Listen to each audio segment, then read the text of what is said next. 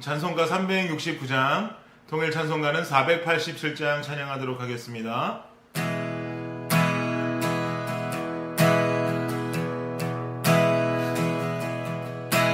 죄짐 맡은 우리 구주,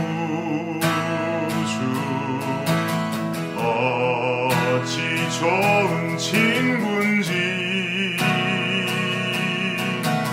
걱정 근심 무거운지 우리 주께 맡기세.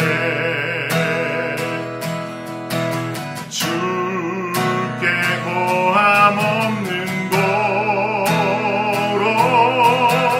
복을 받지 못하네. 사람들이 어찌하여 아뢰 줄을 모를까. 시험 걱정 모든 괴로움 없는 사람 누군가.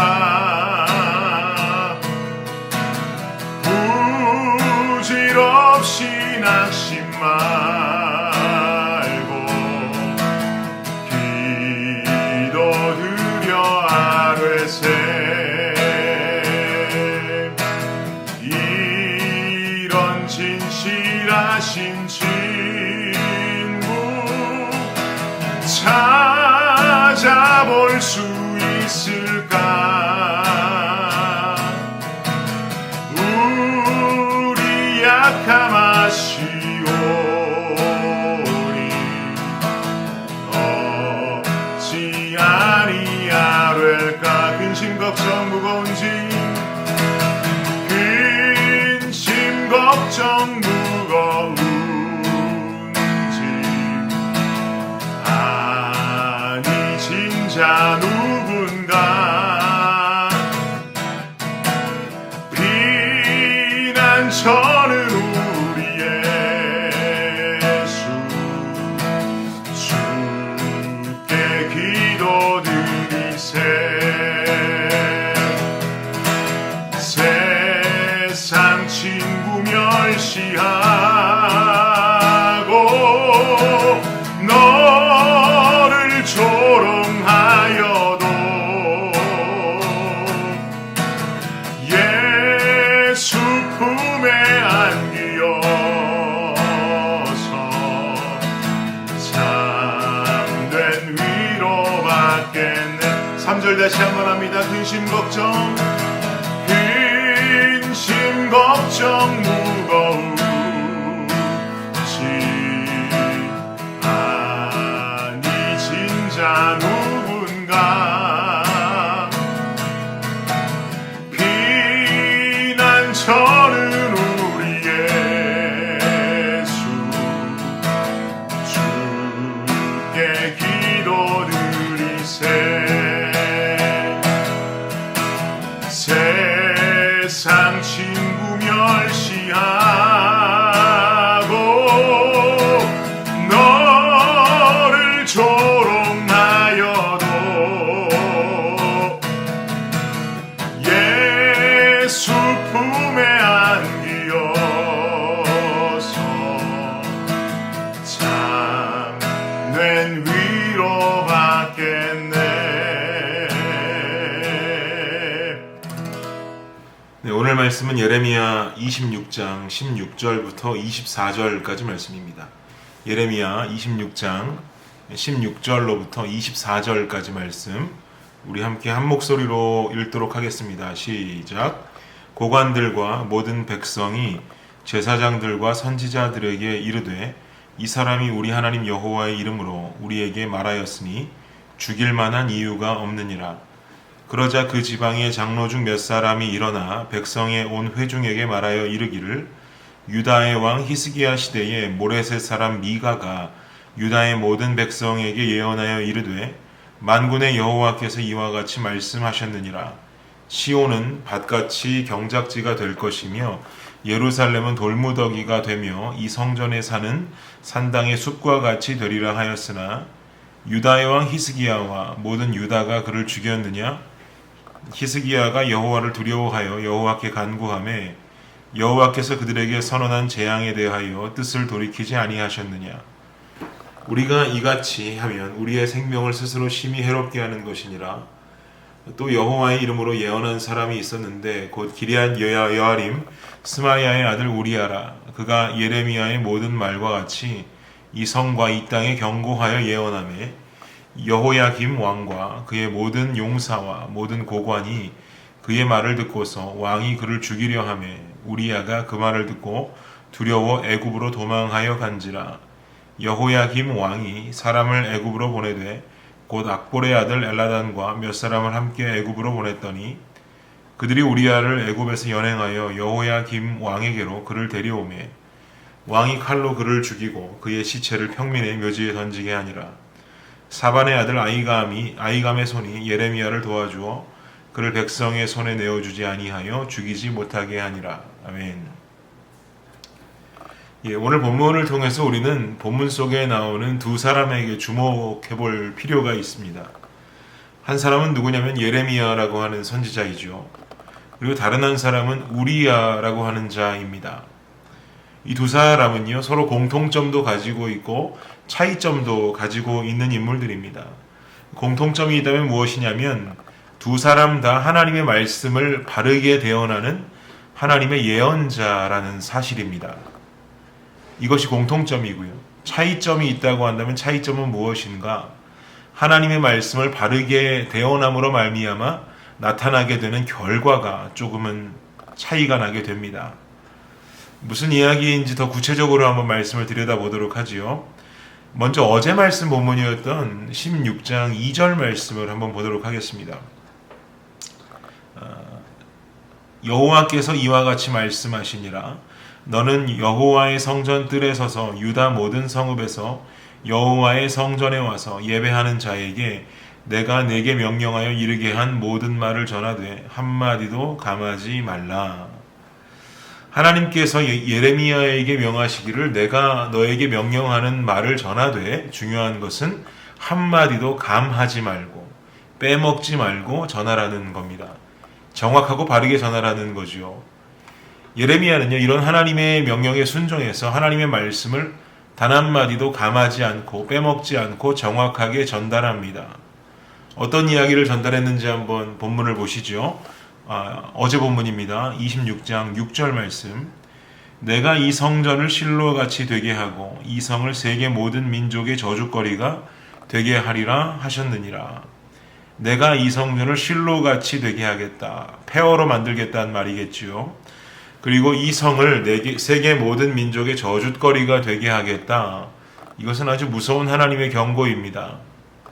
이 말씀을 예레미야가요 전혀 감하지 않고 빼먹지 않고 전하자 이 말을 들은 제사장 무리들과 선지자들 그리고 백성들이 예레미야를 공격합니다.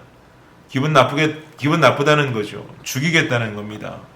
어디 감히 그런 이야기를 하냐는 거죠. 죽어 마땅하다라고 계속 말합니다.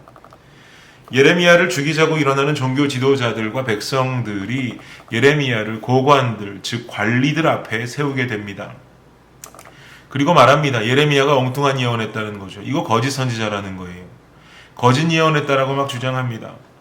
그러자 예레미야가 자신이 예언한 사실들에 대해서 막 변론을 하기 시작합니다. 자신은 하나님께서 보내신 자이고 하나님의 말씀을 대언하는 것뿐이라는 거죠. 이런 이야기들을 아주 상세하게 고관들 앞에서 변론하기 시작하는 겁니다. 그리고 나서 오늘의 본문이 이어집니다. 오늘 본문 한번 보십시오. 16절 말씀. 고관들과 모든 백성이 제사장들과 선지자들에게 이르되 이 사람이 우리 하나님 여호와의 이름으로 우리에게 말하였으니 죽일 만한 이유가 없느니라. 아멘. 고관들은요 예레미야의 모든 변론을 다 듣습니다. 듣고 나서 그 변론에 반응하는데 긍정적인 반응을 보입니다.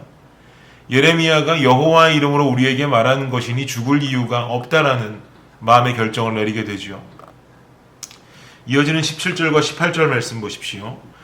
그러자 그 지방의 장로 중 몇 사람이 일어나 백성의 온 회중에게 말하여 이르기를 유다의 왕 히스기야 시대에 모레셋 사람 미가가 유다의 모든 백성에게 예언하여 이르되 만군의 여호와께서 이와 같이 말씀하셨느니라. 시온은 밭같이 경작지가 될 것이며 예루살렘은 돌무더기가 되며 이 성전의 산은 산당의 숲과 같이 되리라 하였으나. 지방의 장로들이 일어나서 회중들 앞에서 선포합니다. 유다의 왕 히스기야 시절의 이야기를 하는데요. 히스기야 시절에 미가라고 하는 선지자가 있었다라는 거예요. 미가 선지자 여러분들 다 잘 알고 계시죠. 미가라고 하는 선지자가 예언하기를 시온은 밭같이 경작지가 될 것이다. 예루살렘은 돌무더기가 될 것이다. 성전에 사는 산당의 숲과 같이 될 것이다 라고 예언했다라는 거예요. 히스기야 왕 때 말이죠. 한마디로 말하면 예루살렘이 파괴될 것이라는 아주 무시무시한 예언을 전한 겁니다. 이 예언을 들었던 히스기야 왕의 반응은 어땠냐면 19절 말씀 보시면 유다의 왕 히스기야와 모든 유다가 그를 죽였느냐? 히스기야가 여호와를 두려워하며 여호와께 간구하며 여호와께서 그들에게 선언한 재앙에 대하여 뜻을 돌이키지 아니하셨느냐? 우리가 이같이 하면 우리의 생명을 스스로 심히 해롭게 하는 것이니라. 아멘. 히스기야 왕과 백성들이 미가를 죽였느냐? 죽이지 않았다는 거죠. 그리고 되려 이 상황에 여호와를 두려워하고 주님 앞에 무릎을 꿇으면서 그들의 삶을 주님 앞으로 돌이켰다라는 겁니다. 쉽게 말하면 회개를 이루었다라는 거죠. 이것이 히스기야 왕이 여호와의 사자에게 보인 아주 좋은 본보기인데 지금 우리가 이 시대를 살고 있는 우리가 이 예레미야 이렇게 죽여서는 안 된다라는 겁니다. 살려줘야 한다라는 거죠. 그런데 제가 서론에 거론드렸었던 예레미야 선지자 말고 다른 한 사람 또 있다라고 그랬죠. 중요한 인물 누굽니까? 우리야.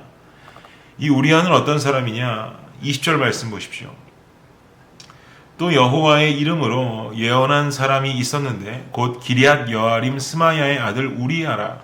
그가 예레미야의 모든 말과 같이 이 성과 이 땅에 경고하여 예언하며 경고하고 예언했다라고 말합니다. 역시 예레미야와 함께 같은 선지자라고 볼 수 있겠죠. 그리고 이 우리야라고 하는 자도 하나님의 말씀을 아주 가감없이 전했던 바른 메시지를 전했던 자였다는 것을 알 수 있습니다. 21절 말씀 보십시오. 여호야김 왕과 그의 모든 용사와 그 모든 고관이 그의 말을 듣고서 왕이 그를 죽이려 하매 우리야가 그 말을 듣고 두려워 애굽으로 도망하여 간지라. 우리야의 예언을 듣고 왕이 우리야를 죽이려고 합니다. 이 사실을 알게 된 우리야는요 급히 애굽으로 피신을 가지만 결국 그의 인생의 엔딩은 어떻게 되었느냐? 23절 보십시오. 그들이 우리야를 애굽에서 연행하여 여호야김 왕에게로 그를 데려오매 왕이 칼로 그를 죽이고 그의 시체를 평민의 묘지에 던지게 하니라. 끔찍하죠. 애굽에서 우리야를 연행해 와서는 결국에는요 왕이 그를 칼로 죽이고 그의 시체를 평민의 묘지에 던지게 명령합니다. 예레미야와는 전혀 다른 대우이죠. 예레미야는요 장로들에 의해서 살려주자라는 의견이 나와서 생명을 부지하게 되었지만 우리야라고 하는 자는 끝내 죽임을 당하고 실제로 평민들이 묻히는 공동묘지에 장사되어졌습니다. 하나님의 말씀이요 누구에게나 은혜가 되고 누구에게나 찔림이 되는 것 아닙니다. 우리가 살고 있는 현재도 마찬가지입니다. 우리가 살고 있는 현재에도 우리가 말씀 들으면요 누구나 은혜가 되고 누구나 찔림받는 것 아니에요. 누군가는요 불만을 품고 누군가는 불평을 가질 수 있습니다. 실제로 그렇습니다. 같은 설교 말씀을 듣는다 할지라도 누군가는 찔림이 되었다고 회개하는 사람이 있고 누군가는 주님 앞으로 돌아오는 성도들이 있는가 하면 어떤 이는 목사님이 자기를 향해서 공격하는 설교를 했다, 지목 설교했다라고 하면서 불평하고 불만을 갖는 성도들도 보게 됩니다. 우리는 두 가지 사실만 좀 기억하면 좋겠는데요. 첫 번째 사실은 무엇이냐면 대언자가 전하는 하나님의 말씀은 감하지 않은, 빼먹지 않은 하나님의 명령이라고 믿으시기를 축복합니다. 말씀이 대언자가 전하는 대언자의 생각이라고 여긴다면 불평할 수 있죠. 대언자의 고래고래 소리 지르는 어떤 대언자의 생각이라고 생각한다면 불평할 수 있지요. 불만할 수 있습니다. 그러나 철저하게 하나님 주신 말씀과 명령, 그것을 전하는 대언자의 말씀, 즉 결국 그 뿌리를 찾아가 보면 대언자가 전하는 그 설교의 말씀은 하나님의 명령이다라는 어떤 이렇게 생각하는 습관을 가지고 있어야 한다라는 거죠. 그래야지만이 내 마음에 불만이 아닌 찔림이 되고 그래야만이 내 마음에 불평이 아닌 회개가 될 수 있는 것입니다. 이것을 첫 번째로 기억하면 좋겠습니다. 다시 한번 말씀드리자면 대언자가 전하는 말씀은 감하지 않은 하나님의 명령이라고 믿으시기를 주님의 이름으로 축복합니다. 두 번째 기억하고 실천하면 좋겠는 것은 무엇이냐면 대언자가 대언하도록 대언자를 위해 기도하는 시간을 가지시기를 축복합니다. 우리 교회만 해도 담임 목사님 한 분 계시고 그 밑으로 3명의 부목사님들 계시고 전도사님들 계시죠. 모두가 다 한 주 동안에 말씀 준비하고 전하는 사역자들입니다. 말씀 대언자들이란 말이죠. 사역자들이 하나님 말씀 귀 기울이는데 게을리하지 아니하도록 진짜 명령받아서 감하지 않은 빼먹지 않은 설교할 수 있도록 여러분 반드시 기도하셔야 합니다. 여러분 사역자들을 위한 기도는 사역자들을 위함이 절대로 아닙니다. 사역자들을 위한 기도는요, 사역자들을 통해서 말씀을 받고 양육되어지는 나 자신, 기도하고 있는 나 자신을 위한 기도가 되는 것입니다. 그러니 꼭 기도해 주시기를 바랍니다. 여러분의 기도가 진정한 대언자의 모습을 갖추게 할 것입니다. 사랑하는 성도 여러분, 간절히 원하기는 말씀이 은혜가 되시기를 바랍니다. 말씀에 순종하는 사람들이 되시기를 간절히 원합니다. 사역자들을 위해 기도해 주십시오. 그리고 받는 그 말씀이 하나님으로부터 온 명령임을 절대로 잊지 마십시오. 우리가 그리 살아갈 때 예배가 달라집니다. 우리가 그리 살아갈 때 삶이 변화되게 될 것입니다. 기도하시겠습니다. 하나님 감사합니다. 누군가는 말씀을 듣고 엉뚱한 생각을 품을 수 있고 누군가는 말씀을 듣고 은혜 안에 회개하는 자도 있을 것입니다. 주여 후자의 삶이 되게 하여 주시옵소서. 우리 삶 속에 이것들을 기억하며 그 말씀 받고 순종하는 삶 살게 하여 주시옵소서.